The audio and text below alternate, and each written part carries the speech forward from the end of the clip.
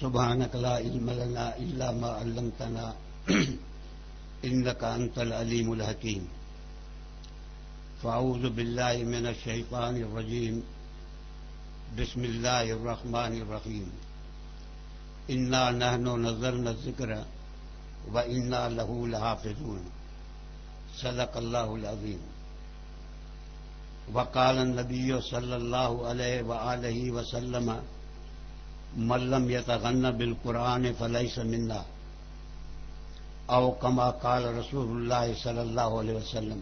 درود شریف پڑھو.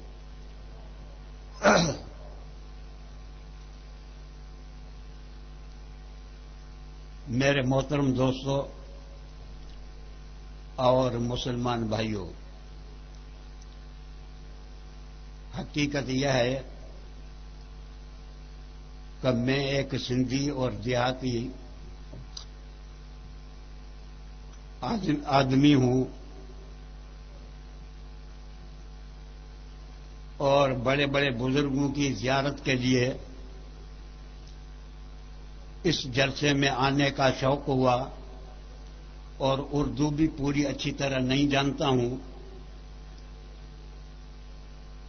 لیکن حضرت قاری صاحب کے حکم کے مطابق چند الفاظ آپ کے سامنے میں بولوں گا. میری پوزیشن وہی ہے جو ہمارے مدرسے میں ایک لڑکا پڑھتا تھا، وہ پھر رہا تھا. میں نے اس کو کہا کہ جاؤ سبق پڑھو. کہا میں پڑھنے نہیں آیا ہوں، مدرسے کو دیکھنے آیا ہوں. تو میں بھی دیکھنے آیا تھا، لیکن سارا رامی و مرمیا. اس بنا پر قرآن پاک کی ایک آیت اور حضرت صلی اللہ علیہ وسلم کی ایک حدیث میں نے آپ کے سامنے تلاوت کیا ہے. میرا وقت بھی بالکل مختصر ہے.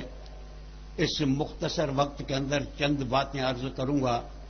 اللہ پاک آپ کو اور ہمیں دین کے سمجھنے اور اس پر عمل کرنے کی توفیق عطا فرمائے.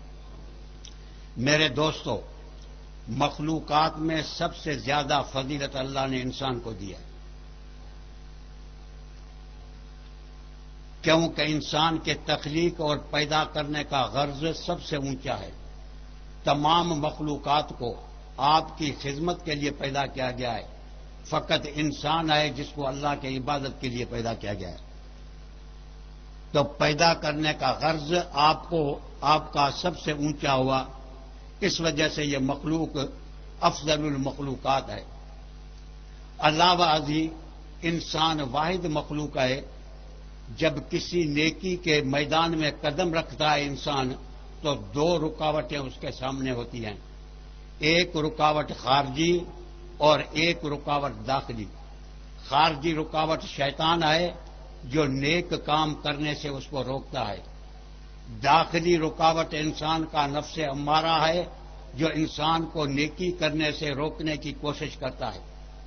لیکن انسان جب خارجی رکاوٹ کو بھی دور کر کے نفسانی خواہشات پر لات رکھ کر کے اللہ کے دربار میں حاضر ہوتا ہے، تو اس انسان کی 2 رکعتیں اللہ کے نزدیک ملائکوں کے 100 رکعت سے بھی افضل ہیں. کیا ان کو کسی نیک کام کرنے میں رکاوٹ نہیں ہے؟ انسان کو بہت ساری رکاوٹیں ہیں. تو افضل المخلوقات انسان ہوا نمبر 1 بات. لیکن انسانوں میں سے بھی افضل انسان وہ ہے جس میں 2 صفتیں موجود ہوں. ایک صفت علم کی اور ایک صفت عمل کی. یعنی وہ انسان جو عالم بھی ہو اور اس کے ساتھ ساتھ عامل بھی ہو. پر علم اور عمل، ان دونوں وصفوں میں سے بھی اللہ جل جلالہ نے علم کو فضیلت دی ہے عمل پر. تھوڑا توجہ کرو. علم کو فضیلت دی ہے عمل پر، کیونکہ عمل علم کا محتاج ہے، اور علم اپنے کارکردگی کے اندر کسی چیز کا محتاج نہیں. تو فضیلت سب سے زیادہ اگر ہے تو علم کی ہے. اب یہ علم جس کو فضیلت دی گئی ہے، تم تو مولوی ہو، دستار بندی کرنے کے لیے آئے ہو. اس علم کے حاصل کرنے کے 3 طریقے ہیں. تم نے شرع عقائد میں پڑھا ہوگا، اسباب العلم ثلاثۃ الحواس والعقل السلیم والخبر الصادق. علم اگر آتا ہے تو تین طریقوں سے آتا ہے. یا علم حواس سے آتا ہے، قوت باصرہ سے. مبصرات کا علم آتا ہے قوت سامیہ سے. مسموعات کا علم آتا ہے قوت ذائقہ سے. مذوقات کا علم ہوتا ہے. 5 حواس خمسہ اللہ نے پیدا کیے ہیں، ان سے بھی علم حاصل ہوتا ہے. لیکن جہاں حواس کی انتہا ہوتی ہے وہاں سے عقل کی ابتدا ہوتی ہے. اور حواس کے علم میں 2 خامیاں ہیں. ایک یہ کہ حواس کا علم قابل اعتماد نہیں ہے. آنکھوں سے ہم تو دیدار کرتے ہیں کسی چیز کا، لیکن ایک آدمی اگر اول اور تیجا ہو تو ایک چیز کو 2 چیزیں سمجھتا ہے. معلوم ہوا کہ آنکھ کے علم پر بھی اعتماد نہیں ہے، زبان کے علم پر بھی اعتماد نہیں ہے. ایک صفراوی مزاج کا ہوتا ہے، کڑوی چیز کو میٹھا سمجھتا ہے، تو اس پر بھی اعتماد کسی قسم کا نہیں ہوا. ایک مفلوج انسان ہوتا ہے، سردی اور گرمی کا فرق نہیں کر سکتا، تو حواس کا علم بھی قابل اعتماد علم کسی قسم کا نہ ہوا. قابل اعتماد نہ ہونے کی وجہ سے اس میں 2 خرابیاں اور بھی ہیں. علیل بھی ہے، قلیل بھی علم ہے. بات سمجھ میں آئی؟ علیل بھی علم ہے، قلیل بھی ہے. ہمارے تو اشتہاروں میں بڑے بڑے نام لکھے ہوئے ہوتے ہیں، شیخ الحدیث، حضرت علامہ، فلانا فلانا فلانا. بہت لقب ہوتے ہیں یا نہیں ہوتے ہیں؟ لیکن انسان اگر اپنے مجہولات پر نظر ڈالے تو معلومات اس کے مقابلے میں کچھ بھی نہیں. مجہولات غیر متناہی ہیں، معلومات متناہی ہیں. جو مجہولات غیر متناہی کے باوجود اپنے آپ کو علامہ سمجھتا ہے، میں سمجھتا ہوں کہ وہ احمق ہے، علامہ نہیں ہے. برابر یا نہیں؟ یہ مولویوں کو تو پتا ہے، یہ تو مولوی خوش ہوتے ہیں کہ ہم علامہ بن گئے. علامہ نہ نر ہے نہ مادی ہے، مذکر اور مؤنث دونوں کے لیے اس کا استعمال ہوتا ہے. رجل علامۃ، امرأۃ علامۃ. مول صاحب اس طرح ہے نا سر. تو مولوی تو بہت خوش ہوتے ہیں، لیکن ہمیں اس لقب پر خوشی نہیں ہے. ایک آدمی کو وائز کے اندر بہت لقب ملے، حضرت علامہ، شیخ الحدیث، مولانا، فقیہ العصر، سب حکیم الامت. تقریر پوری ہوئی، رات کو آیا ہوٹل پر سونے کے لیے، تو تقریر دیر سے پوری ہوئی. ہوٹل والے نے پوچھا کون؟ کہا حضرت علامہ، شیخ الحدیث، فقیہ العصر. کا مول صاحب اتنی 4 پائیاں میرے ہوٹل میں نہیں ہے خالی. اس نے سمجھا کوئی بڑی مولویوں کی جماعت آئی ہے. تھا تو ایک ہی، تو کہا اتنی 4 پائیاں خالی نہیں ہے. بہرحال میں نے عرض کیا کہ حواس کے علم کے اندر 2 خامیاں ہیں. ایک یہ ہے کہ وہ علم علیل ہے، دوسرا وہ علم قلیل ہے. جہاں حواس کی انتہا ہوتی ہے وہاں سے عقل کی ابتدا ہوتی ہے. لیکن جس طرح حواس کا علم قابل اعتماد نہیں، اس طرح عقل کا علم بھی قابل اعتماد نہیں. تم تو چھوٹی چھوٹی کتابیں پڑھے ہو، مرکات یا عیسیٰ وہ جی، اس میں پڑھ چکے ہو کہ اگر عقل کا علم قابل اعتماد ہوتا تو اوکلا کا آپس میں اختلاف نہ ہوتا. حالانکہ اوکلا کا آپس میں اختلاف ہے. ایک بارشٹر آتا ہے، کہتا العالم و متغیر، کل متغیر حادث، العالم حادث، حدوث عالم کو ثابت کرتا ہے. دوسرا پاگل کا بچہ آتا ہے، کہتا العالم مستغن عن المؤثر وکل مستغن عن المؤثر فهو قدیم فالعالم قدیم. ایک نے نتیجہ قدم عالم کا نکالا، دوسرا نے حدوث عالم کا نکالا. دونوں نتیجے آپس میں متضاد ہیں. ایک صحیح ہوگا عقل مند تو دوسرا ضرور غلط ہوگا. عقل کا علم جو ہے وہ بھی قابل اعتماد نہیں ہے جس پر انسان بھروسہ کرے، کوئی فیصلہ کر سکے. ہمیں کہتے ہیں کہ مولوی صاحب ہم کو بڑا عقل دیا گیا ہے، اس وجہ سے ہمیں کسی اور چیز کی ضرورت نہیں ہے. تمہارا عقل تمہاری مرضی کو معلوم نہیں کر سکتا. ایک دسترخوان بچھاؤ، اس پر 6 کھانا رکھو، پرویز مشرف بھی ادھر ہو، وزیر اعلیٰ بھی ادھر ہو، قاری حنیف بھی ادھر ہو، اور میں بھی ادھر ہوں. اب پرویز کو پتہ نہیں پڑے گا کہ وزیر اعلیٰ کی پسندیدہ چیز کون سی ہے، وزیر اعلیٰ کو پتہ نہیں پڑے گا کہ قاری صاحب کی پسندیدہ چیز کون سی ہے. کسی کا ہاتھ مرغی میں ہوتا ہے، کسی کا مچھلی میں ہوتا ہے، کسی پنجابی کا ہاتھ سبزی میں ہوتا ہے، کسی سندھی کا ہاتھ حلوے کے اندر ہوتا ہے. انسان جب انسان کی مرضی کو معلوم نہیں کر سکتا تو انسان خدا کی مرضی کو کیسے معلوم کرے گا؟ سر کچھ بھی نہیں. عقل برابر ضروری چیز ہے کیونکہ عقل کی وجہ سے ہم مکلف بنائے گئے ہیں، لیکن عقل کا تعلق شریعت سے وہی ہوتا ہے جو قوت باصرہ کا تعلق شمس سے ہے. یہ دونوں آنکھیں پیوستہ ہے. بجلی ختم ہو جائے، رات کی اندھیری ہے، تیرے پاؤں میں میرا چیمپل، میرے پاؤں میں تیرا چیمپل. سوال یہ تھا کہ یہ دو آنکھیں پیوستہ تھی، نورانی تھی، یہ کام کیوں نہیں کر رہی؟ اس وجہ سے کہ آنکھ کی روشنائی کام تب کرے گی جب سورج کی روشنائی اس کا ساتھ دے. عقل کی روشنائی تب کام کرے گی جب شریعت محمدی کی روشنائی اس کا ساتھ دے. شریعت کو ایک طرف رکھ کر کے فقط عقل سے کسی بات کے سوچنے کی آپ نے کوشش کیا ہے تو وہ عقل کسی کھڈے میں گرائی. بات سمجھ میں آئی؟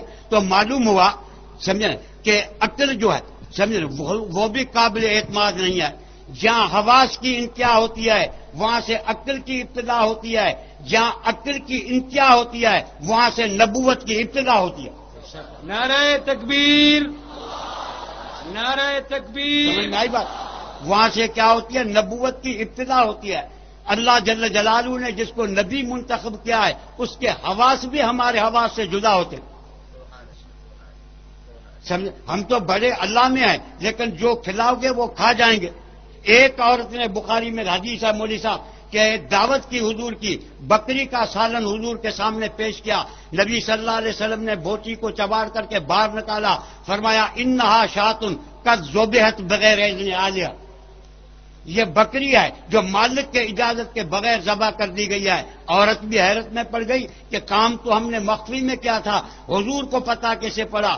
اس مسالے کو حضور نے خود صاف کیا. آج کوئی سبز پگڑی والا ہوتا تو اور مسالے نکالتا، لیکن خود حضور نے فیصلہ کیا، زبان کو باہر نکال کر کے فرمایا کہ کھارے اور کھٹے کا فرق ہر ایک کی زبان کر سکتی ہے، کڑوے اور میٹھے کا فرق ہر ایک کی زبان کر سکتی ہے، حلال اور حرام کا فرق نبوت کی زبان کر سکتی ہے. نعرہ تکبیر، شان رسالت. تو اس کے زبان میں بھی ہے. مولوی صاحب آپ تو حدیث سے پڑھتے رہتے ہو، حضور نے فرمایا کہ صفوں کو سیدھا کر کے کھڑے ہو جاؤ، وضو اچھی طرح کر کے میرے پیچھے کھڑے ہو جاؤ، کیونکہ نماز کی حالت میں میں جس طرح آگے دیکھتا ہوں اس طرح پیچھے دیکھتا ہوں.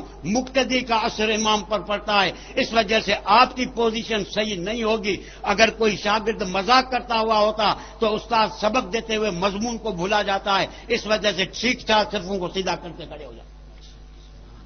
چلو یہ سب چیزیں تھی. تو جہاں میں نے کہہ دیا کہ نبوت کی عقل کی انتہا ہوتی ہے وہاں سے نبوت کی ابتدا ہوتی ہے. نبی ہر ایک چیز کی خبر نہیں دیتا ہے، نبی ان چیزوں کی خبر دیتا ہے جہاں تک حواس اور عقل کی رسائی نہیں ہوتی. ایمان کس کا نام ہے؟ هو التصدیق بما جاء به الرسول وعلم قوله من الدین ضرورتا اجمالا فیما علم اجمالا وتفصیلا فیما علم تفصیلا. ان چیزوں کو ماننا جو فقط نبوت کی زبان سے معلوم ہوئی ہیں، جن پر حواس کی یا عقل کی رسائی نہیں ہو سکتی ہے. مرنے کے بعد عذاب ہے، پل صراط ہے، حشر نشر ہے، وزن اعمال ہے، حساب کتاب ہے. یہ چیزیں ایسی ہیں جو نبوت کے بغیر معلوم نہیں ہو سکتی. سبحان اللہ. ہمارا طرز اور وتیرہ کیا رہا ہے کہ حقیقت یہ ہے کہ یہ چیزیں تو نبوت کے زبان سے معلوم ہوتی ہیں. ہمارا وتیرہ اور ہماری عادت یہ رہے کہ یہ باتیں سمجھتے نہیں ہیں، اعتراض کرتے رہتے. مولوی صاحب پل صراط ہے، تم کہتے ہو سوئی سے بھی باریک ہوگی، تلوار سے تیز ہوگی، کسی ملا کا باپ بھی نہیں گزر سکے گا، ہم کیسے گزریں گے؟ اعتراض کر دیا یا سب سے قاری صاحب آسان کم دنیا میں کسی پر اعتراض کرنا ہے. کام کر کے دکھانا مشکل ہوتا ہے، اعتراض کرنا آسان ہے. تو اعتراض ہو گیا، سمجھ. لیکن ان بیچاروں کو پتہ نہیں ہے کہ طاقت کا مدار جو ہوتا ہے، طاقت کا مدار لطافت پر ہوتا ہے، کثافت پر نہیں ہوتا. جو چیز جتنی کثیف ہوتی ہے اتنی بے طاقت ہوتی ہے، جتنی لطیف ہوتی ہے اتنی طاقتور ہوتی ہے. اللہ جل جلالہ نے مٹی سے زیادہ طاقت پتھر میں رکھی، پتھر سے زیادہ طاقت رب العالمین نے لوہے میں رکھی، لوہے سے زیادہ طاقت اللہ جل جلالہ نے آگ میں رکھی، آگ سے زیادہ طاقت پانی میں رکھی، پانی سے زیادہ طاقت ہوا کے اندر رکھی. جتنی چیز لطیف اتنی طاقت والی اس چیز کو پیدا کیا گیا. ہوائی جہاز ہزاروں منوں کا ہے، پیٹرول لطیف اس میں پڑتا ہے تو اس کو اڑاتا ہے فضا کے اندر. گناہ انسان کو کثیف بناتا ہے، نیکی انسان کو لطیف بناتی ہے. نیکوکار انسان جب پلسرات پر آئے گا تو نیکی کا پیٹرول اس کو اڑائے گا، نہ پاؤں لگے گا نہ تکلیف ہوگی. بس واہ واہ واہ سبحان اللہ. نعرہ تکبیر. مولانا عبد الغفور صاحب. لطافت پر مدار ہوتا ہے، کثافت پر مدار تھوڑی ہوتا. سمجھے؟ جو نیکوکار ہیں وہ لطیف ہیں، جو گناہگار ہیں وہ کثیف ہوتے ہیں. نیکوکار صبح کو 4 بجے اٹھتے ہیں، 3:30 بجے اٹھتے ہیں، اور یہ جو کثیف کھا پی کے سوتے ہیں یہ صبح کو 11 یا 12 بجے اٹھتے ہیں. برابر ہے نا کیا؟ تو میں نے کہا یہ نبوت کا علم ہے. تمہارے مدرسوں کے اندر جو تمہیں پڑھایا جاتا ہے وہ نبوت کا علم پڑھایا جاتا ہے. کیا پڑھایا جاتا ہے؟ کہو. نبوت کا علم پڑھایا جاتا ہے. نبوت کے علم کا غرض کیا ہے؟ غرض کیا ہے؟ غرض انسان کو انسان کامل بنانا ہے. انسان کا کمال 3 چیزوں سے وابستہ ہے کہ اس کے عقائد